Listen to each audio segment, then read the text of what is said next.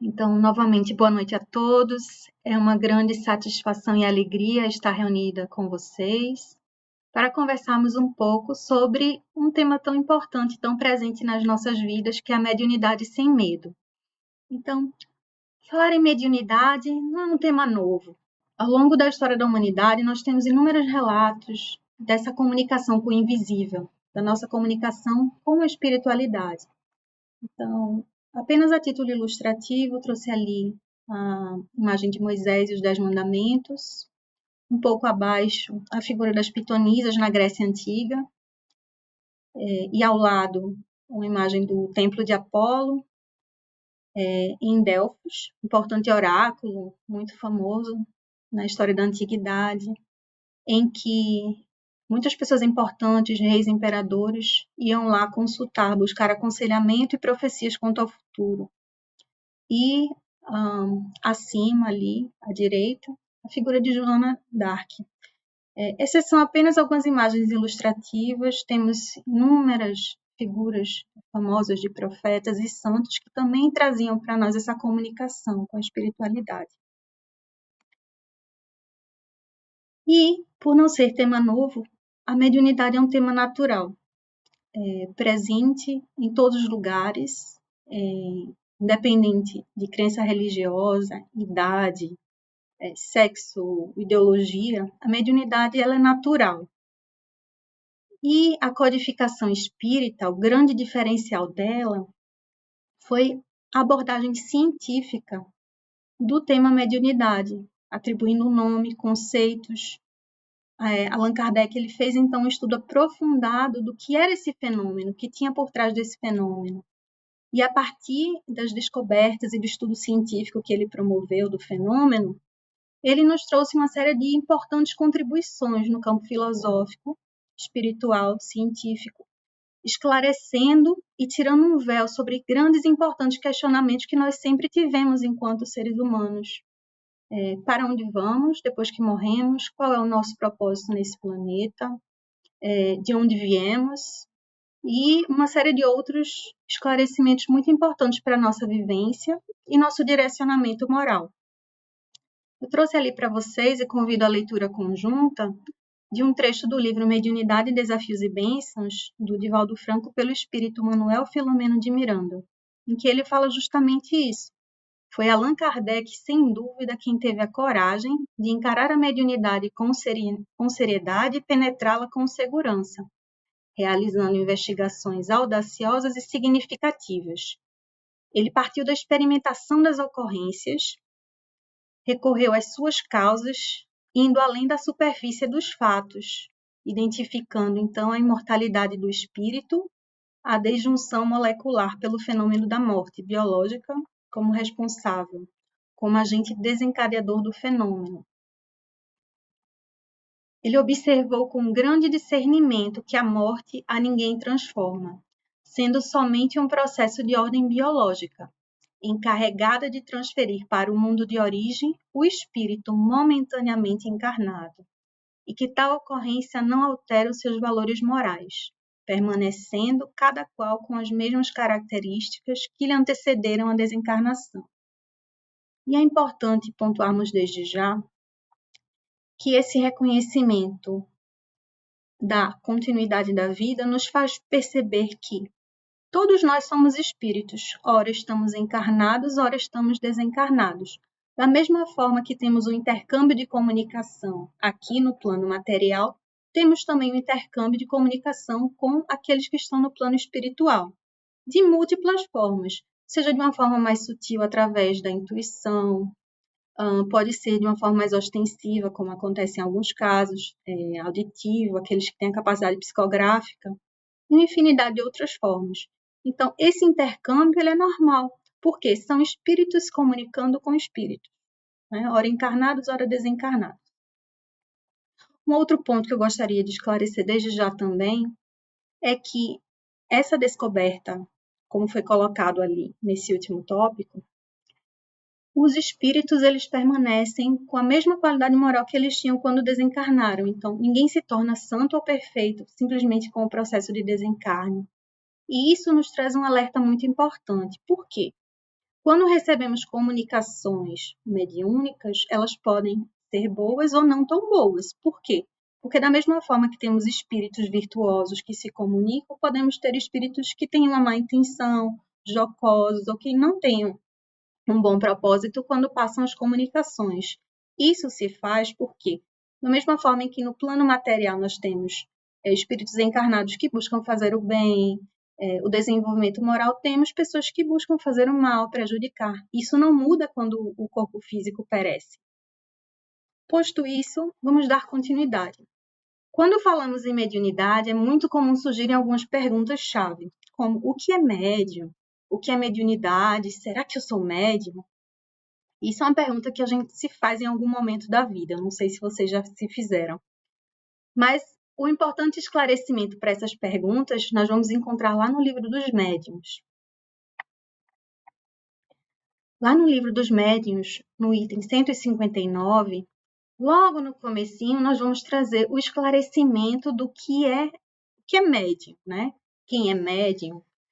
E a resposta é a seguinte: todo aquele que sente, num grau qualquer, a influência dos espíritos é, por esse fato, médium. Então, todo aquele que sentir, em qualquer grau, seja mais ostensiva ou não, a influência dos espíritos é, por esse fato, médium. Um pouco mais adiante, o Livro dos Médiuns vai nos falar sobre o que é a mediunidade. E a mediunidade nada mais é do que essa faculdade inerente ao homem. Ela não constitui, portanto, um privilégio exclusivo. Essa faculdade de comunicação é a mediunidade. E um pouco mais adiante, o Livro dos Médiuns nos mostra o seguinte: por não se tratar de um privilégio exclusivo, raras são as pessoas que dela não possuem algum rudimento. Pode, pois, dizer-se que todos são mais ou menos médiuns. Então, todos nós temos essa capacidade de intercâmbio. Ainda que não ostensivamente, temos através de uma intuição, aquela sensação quando fazemos uma prece, sentimos aquele acolhimento no nosso coração. Todo o intercâmbio fluídico que nós temos das sensibilidades mostra que somos médiuns. Todavia, usualmente assim, só se qualificam aqueles em quem a faculdade mediúnica se mostra bem caracterizada. Então, por uma convenção, normalmente denominamos médium aquele que vai ter uma ostensividade maior nessa comunicação. Então, essa ostensividade, ou seja, a mediunidade bem caracterizada, e se traduz por efeitos patentes de certa intensidade, o que então depende de uma organização mais ou menos sensitiva. É o que chamamos de médiuns ostensivos. O Livro dos Médiuns, ele nos esclarece ainda o seguinte: é de notar-se, além disso, que essa faculdade não se revela da mesma maneira em todos. Então, a nossa relação com a mediunidade ela é muito particular. Cada um de nós vai ter a sua sensibilidade, o seu afloramento. Geralmente, os médiuns eles têm uma aptidão especial para os fenômenos desta ou daquela ordem, seja de efeitos físicos, seja de efeito intelectual, de onde resultará que formam tantas variedades quantas são as espécies de manifestações. Então, lá no Livro dos Médiuns, a gente vai ter bem aprofundado uma série de formas de expressão mediúnica mais famosos, a intuição, a psicografia, os pneumatógrafos e assim por diante. O nosso propósito hoje não é esgotar o tema nem aprofundar, até porque não seria possível, mas trazer os principais conceitos e, de preferência, se possível, alguns esclarecimentos que eu considero essenciais. Entre eles é o afloramento. É muito comum na doutrina espírita nós falarmos sobre a mediunidade, estudarmos sobre o fenômeno e algumas vezes pularmos a parte do afloramento, como é que ela surge.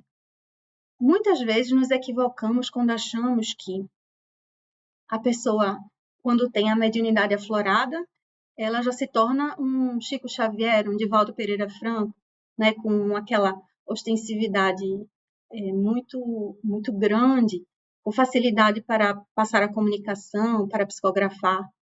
E normalmente não é assim, é um processo lento que requer estudo, prática, responsabilidade e vigilância dos médiuns.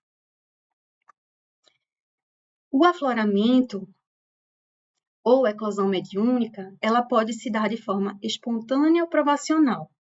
Esse conceito, ele é retratado em um artigo muito bom da Federação Espírita do Mato Grosso, quando eles vão comentar sobre justamente a eclosão mediúnica.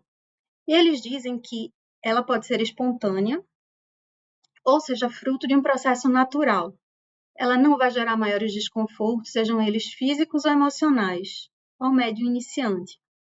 O Edgar Armand, no livro Mediunidade, ele traz uma ideia muito parecida, ele chama de mediunidade natural.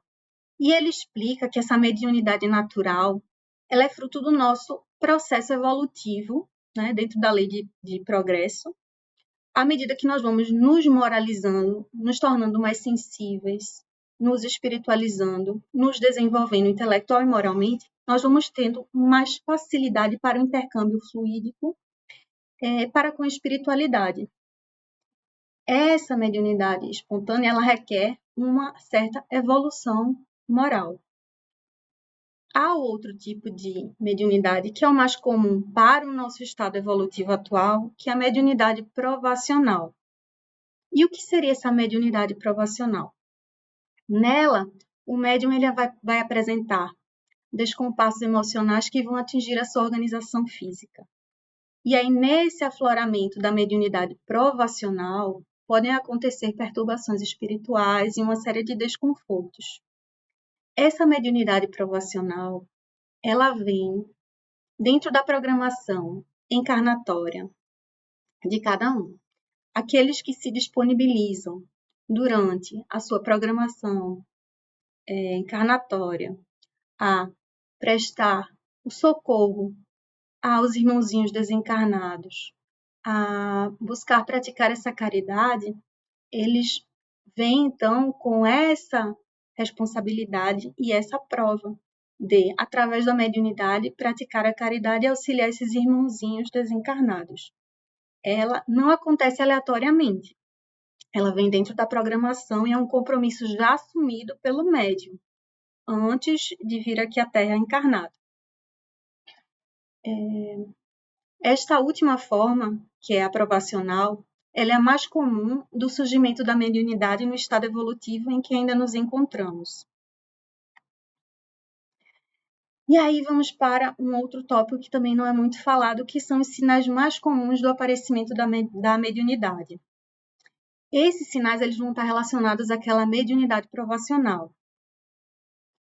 É um cérebro mais perturbado, são sensações diferentes, sensação de peso na cabeça e nos ombros, um nervosismo ou irritação por coisas banais. Outras vezes é um desassossego, uma ansiedade, outras vezes é insônia, algumas vezes um arrepio, sensações de cansaço geral, lassidão, que é um cansaço muito extremo, uma falta de ânimo para o trabalho, ou uma profunda tristeza ou excessiva alegria sem motivo. Então, são inúmeros os sintomas, os sinais do aparecimento da mediunidade. E ela pode aparecer em qualquer idade, em qualquer pessoa, em qualquer religião, em qualquer lugar do nosso planeta, porque ela é inerente à condição humana. E aí eu trouxe para vocês algumas perguntas muito interessantes também sobre o afloramento mediúnico, que vão estar lá no livro Qualidade na Prática Mediúnica, do Manuel Filomeno de Miranda. A primeira delas é: que outras características, além daqueles sinais que nós já falamos, podem ser identificados no afloramento mediúnico? E a resposta, eu trouxe apenas um trechinho, né? A resposta é bem maior.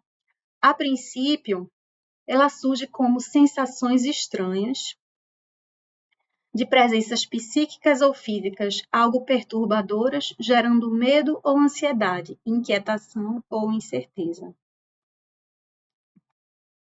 Uma outra pergunta, também no mesmo livro, é: o afloramento da mediunidade tem época para acontecer? E a resposta é: espontânea, ela surge em qualquer idade, posição social, denominação religiosa ou cepticismo no qual se encontre o indivíduo. A pergunta 6 do mesmo livro, ela traz o seguinte, eu não sei se a letra vai ficar muito pequena, mas eu vou lendo e a gente vai trabalhando cada item. Os sintomas desagradáveis que acompanham o desabrochar da mediunidade são gerados pela faculdade, e nós vamos aprender que a mediunidade, na verdade, ela é neutra. A resposta dada ao item é: às vezes, quando do aparecimento da mediunidade, surgem distúrbios vários, sejam na área orgânica, através de desequilíbrios e doenças, ou mediante inquietações emocionais e psiquiátricas, por debilidade de sua constituição fisiopsicológica. Não é a mediunidade que gera o distúrbio no organismo, mas a ação fluídica dos espíritos, que favorece a distonia ou não, de acordo com a qualidade de que esta se reveste. Por outro lado, quando a ação espiritual é salutar, uma hora de paz e de bem-estar envolve o medianeiro, auxiliando-o na preservação das forças que o nutrem e sustentam durante a existência física. A mediunidade em si mesma não é boa nem é má, antes apresenta-se em caráter de neutralidade, ensejando ao homem utilizá-la conforme lhe aprouver. Desse uso derivado aos resultados que acompanharão o medianeiro até o momento final da sua etapa evolutiva no corpo. Então, o que é que tudo isso quer dizer? Os sintomas desagradáveis logo no início, eles são naturais, mas é justamente porque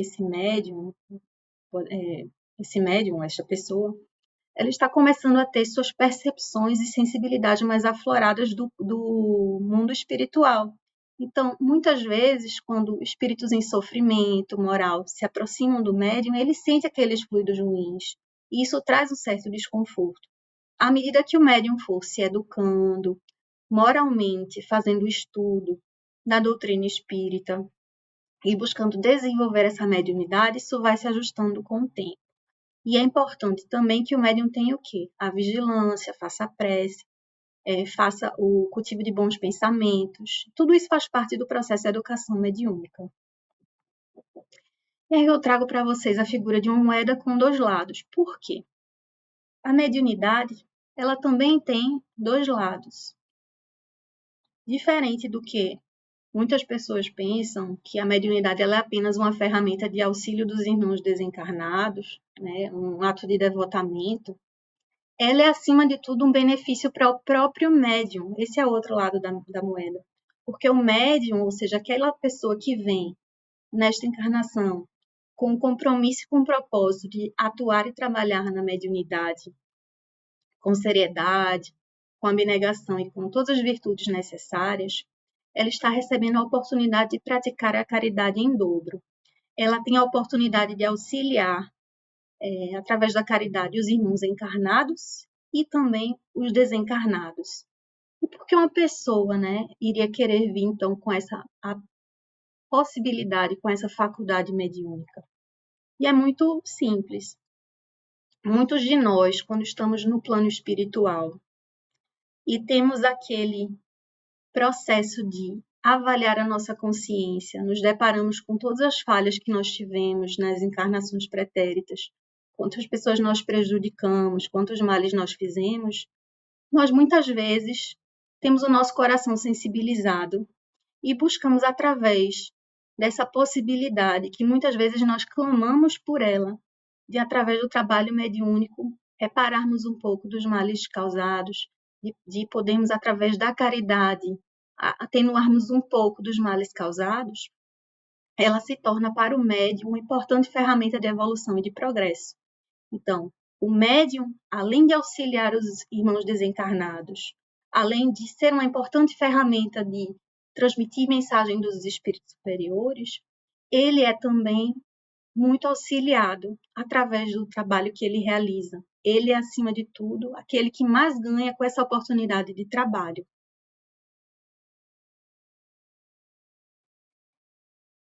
E aí, me descobri médium, o que devo fazer, Tive um processo de afloramento, se já conheço um pouco da doutrina espírita, o que devo fazer? Se não conheço também, o que devo fazer? E a resposta vai ser a mesma. E essa resposta ela serve para quem é médium ostensivo e para todo mundo, inclusive quem não tem mediunidade nenhuma ou tem mediunidade menos ostensiva. Por quê? Esse intercâmbio fluídico com a espiritualidade, ele sempre vai acontecer. Então, por mais que a pessoa não tenha a consciência, continuamente ela é influenciada pelo plano espiritual, pelos espíritos, sejam eles bons ou maus. Então, o trabalho do estudo sistemático, o estudo sistemático da doutrina espírita, assim como a prática do bem, eles são importante ferramenta para todos nós. Então, seja médium ostensivo ou não, devemos fazer isso. O estudo sistemático da doutrina e a prática do bem. Primeira coisa, se já sou espírita, procurar junto ao centro espírita que frequenta os grupos de estudo, a prática, então, o desenvolvimento mediúnico no momento adequado, porque primeiro tem que ter o quê? A base, sedimentação, que é o estudo.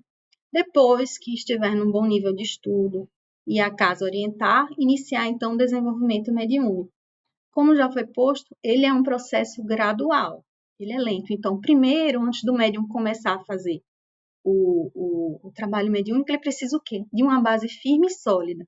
E essa base firme e sólida ela só é possível através desses dois fatores, que é o estudo e a prática do bem. Não tem como ter o desenvolvimento mediúnico sem um bom desenvolvimento moral. Por isso, a prática da caridade, o cultivo das boas virtudes, o se conhecer, o buscar se aprimorar moralmente são importantes ferramentas no desenvolvimento. Então, não tem um bom médium se a pessoa antes não for um bom cidadão e uma boa pessoa, porque isso vai transparecer durante o trabalho mediúnico. E aí, falando um pouco mais sobre a educação para a mediunidade, lá no livro Vivência Mediúnica, do Divaldo Pereira Franco, é trazido o seguinte: a educação para a mediunidade ela deve iniciar-se antes mesmo do seu aparecimento, através do cultivo da oração e assimilação dos valores morais da solidariedade ativa, que são conquistas religiosas a serem promovidas desde a infância e mantidas por toda a vida. Ainda no mesmo livro é colocado o seguinte: a recomendação inicial que fazem Kardec e os espíritos superiores, tão logo se constatem os sintomas da mediunidade, é o estudo, e desdobrar-se em duas frentes distintas: a doutrina espírita e suas relações com as diversas áreas do conhecimento, a primeira, e psicologia do comportamento humano, a segunda. A primeira, como já falamos, o conhecimento permite que o médium compreenda todo o processo do que acontece com ele, como se dá o intercâmbio mediúnico, todo o processo, o deixa atento também para avaliar as comunicações, o fenômeno, receber as orientações adequadas também do doutrinador. E a parte psicológica do comportamento humano, ela é também muito importante, porque o médium ele precisa o quê? Ter o autodomínio, fazer autoavaliação, buscar se conhecer, se moralizar, né? Ter também a questão da prática da caridade, da moralização, da sensibilização também para com o outro. É necessário que ele tenha compaixão para com os espíritos sofredores, tenha boa vontade. Então, não há educação mediúnica sem o crescimento moral. Esses são importantes pilares. Um outro fato muito importante é que a mediunidade ela não deve ser praticada em qualquer lugar, nem a qualquer hora. É uma faculdade, sim, mas ela deve ser exercida com responsabilidade, com atenção e com conhecimento adequados. Então, uma orientação que nós temos a partir da codificação espírita e da leitura complementar é que, mesmo que a pessoa tenha mediunidade ostensiva, o local e o horário adequado vai ser aquele horário designado na casa espírita que ela frequenta para, seja o desenvolvimento mediúnico, seja para a prática mediúnica em si. Então, não é aconselhado que se faça em casa psicografias, nem que a pessoa pratique fora daquele momento adequado e designado para isso, porque há todo um preparo na casa espírita para que esse trabalho seja realizado, ao acompanhamento dos mentores espirituais, a assistência dos irmãos encarnados que também trabalham nesse processo, não é? Da mesa mediúnica, o doutrinador e assim por diante. Então, o local adequado para que isso aconteça é no que for designado e no horário designado pela casa espírita que a pessoa está vinculada. Um alerta importante também lá no livro Vivência Mediúnica é que não se deve forçar a eclosão e o desenvolvimento de uma faculdade ostensiva, mas aguardar o seu despontar espontâneo para, em seguida, imprimir-lhe direção segura. Então, assim, a mediunidade, ela não se fabrica, você não força para que ela aconteça, ou não deveria fazê-lo. Ela, quando surgir no momento adequado, dentro da programação espiritual de cada um, isso às vezes acontece na infância, na fase adulta, na velhice, então cada um vai ter uma realidade diferente, mas assim, não se força a eclosão. Depois que ela surge naturalmente, aí sim você se volta a um desenvolvimento da habilidade, né? Então, primeira coisa, aguardar o seu despontar naturalmente. E aí, essa parte é muito interessante, porque nos mostra duas realidades muito opostas, né? E o Divaldo ele vai colocar o seguinte: neste particular, observa-se comumente um grande paradoxo no comportamento das pessoas. Vejam bem. Uma parte das pessoas, com explícitas possibilidades, ou seja, com mediunidade ostensiva, eles rejeitam a mediunidade, ao passo que outras pessoas que praticamente não têm mediunidade, né, ou têm ela muito diminuta, desejam tê-la a qualquer custo. Por que isso acontece? E aí a explicação é a seguinte: os primeiros, ou seja, muitos daqueles que têm a mediunidade ostensiva, eles sabem, ainda que no inconsciente deles, das lutas e compromissos assumidos. E, porque temem justamente essas lutas e esses compromissos, acabam se distanciando num mecanismo de acomodação e de fuga. Já os segundos, que são aqueles que não têm mediunidade ostensiva, mas querem tê-la a qualquer custo, ali mostra o seguinte: porque imaturos estão seduzidos pela necessidade de brilhar, de exibir uma mediunidade que não têm, de modo a se autopromoverem. Então, esses segundos, eles têm esse intuito da autopromoção, de um prestígio, alguma coisa assim.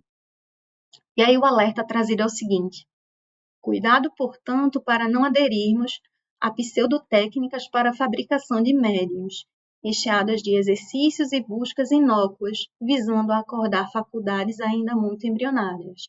Então, esse alerta para não forçar. Então, é tudo um processo natural, exige, sim, observância, sensibilidade e conhecimento. E o bom senso também. E aí eu trago também um tópico muito interessante ainda vinculado à questão da mediunidade, que é a afinidade moral e a afinidade fluídica. Assim como nós, enquanto sociedade, percebemos que semelhantes se atraem, baseados no seu interesse, nos seus propósitos e nos seus ideais, assim também ocorre com relação aos espíritos encarnados e desencarnados. Então, normalmente, aquelas pessoas moralizadas, voltadas a fazer o bem, a leitura edificante, vão atrair a presença dos bons espíritos para perto de si. Por quê? Porque tem essa comunidade, essa sintonia e afinidade de ideais, de propósitos, de sentimentos. Da mesma forma, acontece com aqueles voltados à prática do mal, aqueles que são egoístas, que são orgulhosos, vaidosos, vão atrair espíritos naquela mesma sintonia vibratória, ou seja, com essa mesma identidade de propósitos, de ideais e de sentimentos. A isso nós chamamos de afinidade moral.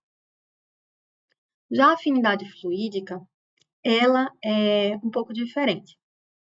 A afinidade fluídica, ela nos mostra que determinados tipos de médium, na sua constituição fisiológica, eles conseguem ter uma facilidade de intercâmbio com um certo tipo de espírito. Então, isso permite que alguns médiums tenham mais facilidade para se comunicar com espíritos em algum tipo de estágio específico, ou com algum tipo de sofrimento específico. Isso vai ser melhor explicado no próximo slide. Aqui, ó. No livro Mediunidade Sem Lágrimas, do Eliseu Rigonati, ele vai trazer justamente essa diferença. Ele vai explicar o seguinte: não confundamos a lei da afinidade fluídica com a lei da afinidade moral. Uma nada tem de comum com a outra. Entre um determinado espírito e um médium, pode haver afinidade fluídica e não haver afinidade moral. E pode haver afinidade moral e não haver afinidade fluídica.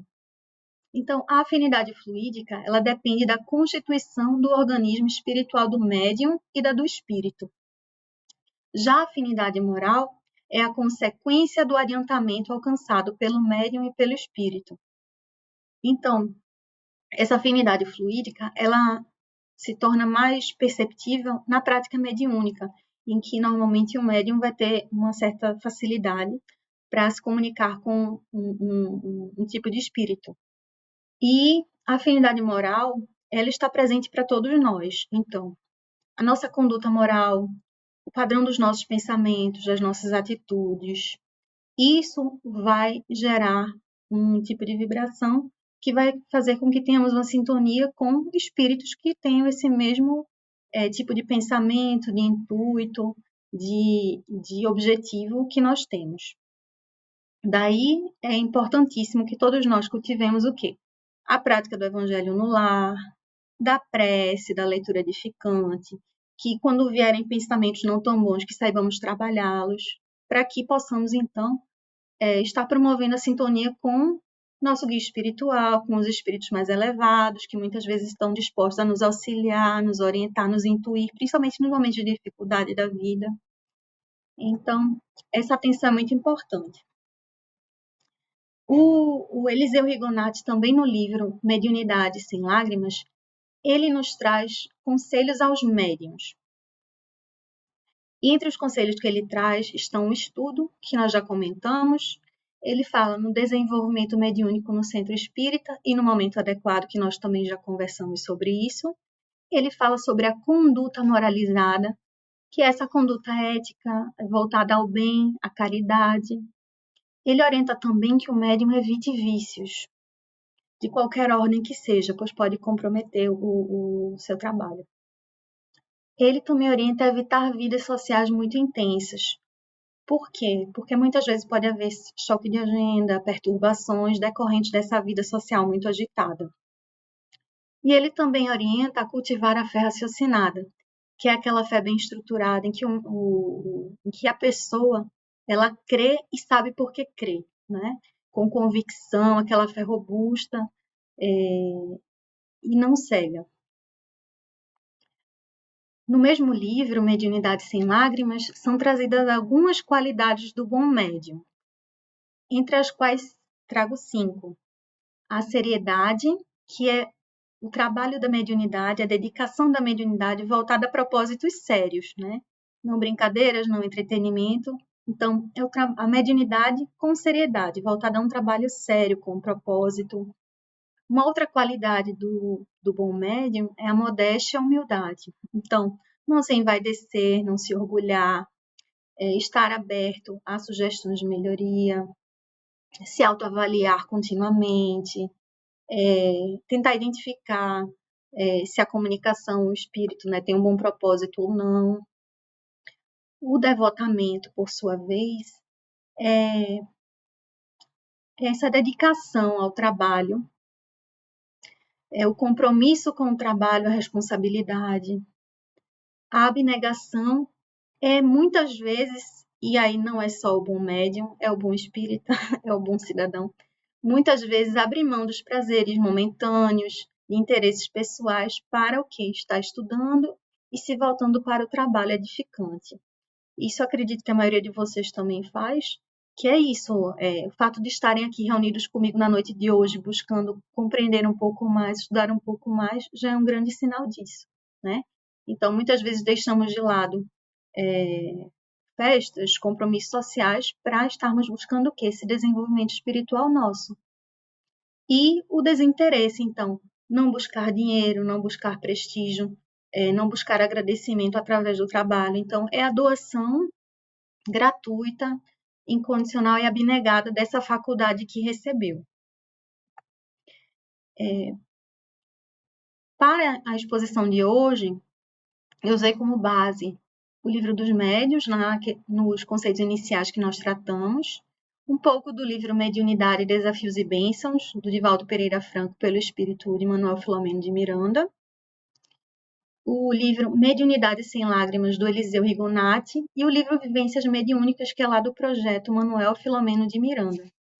Para aqueles que estiverem iniciando no estudo da mediunidade, aconselhamos sempre o básico, que é a codificação espírita e as leituras complementares. Dentre os livros que eu trouxe ali, o de mais fácil leitura é o Mediunidade Sem Lágrimas. Eu tenho até ele aqui com uma outra capa. Ele tem uma leitura muito fluida, muito simples, e o autor, que é o Eliseu Rigonati, ele conseguiu sintetizar muito do conteúdo de uma forma objetiva, de leitura fluida e fácil. Então, é um livro de leitura muito acessível a todas as pessoas. Os livros do Manuel Filomeno de Miranda, seja o Vivência Mediúnica, como Mediunidade, Desafios e Bênçãos, são maravilhosos. A leitura requer um pouco mais de atenção, de conhecimento, mas vale muito a leitura. E assim eu encerro a minha apresentação.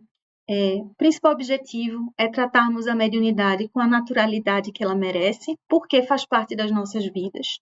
Então, assim como nos comunicamos com os encarnados, nos comunicamos também com os encarnados, consciente ou inconscientemente, então, através dos nossos pensamentos, das nossas atitudes. A importância que nós temos que ter sempre da prece, do estudo e do nosso desenvolvimento moral, independente da ostensividade ou não da mediunidade. Então, isso é uma recomendação para todas as pessoas. E a responsabilidade, né, daquele que vê que tem a mediunidade ostensiva de buscar o quê? O estudo e a moralização. E colocar-se como instrumento, então, de trabalho para os irmãozinhos necessitados, né? Todos nós, independente do contexto social em que nos encontramos, recebemos do Pai Celeste todos os atributos necessários para que façamos a diferença no nosso lar e na nossa sociedade. Então, a inteligência, a fala, todos os recursos que nós recebemos psíquicos devem ser voltados sempre à prática do bem. E a mediunidade é apenas mais uma dessas faculdades que devemos também direcionar para a prática do bem. Eu agradeço imensamente a oportunidade, imensamente a presença de cada um de vocês que se faz presente aí nesse momento. Um abraço fraterno a todos e muito obrigada.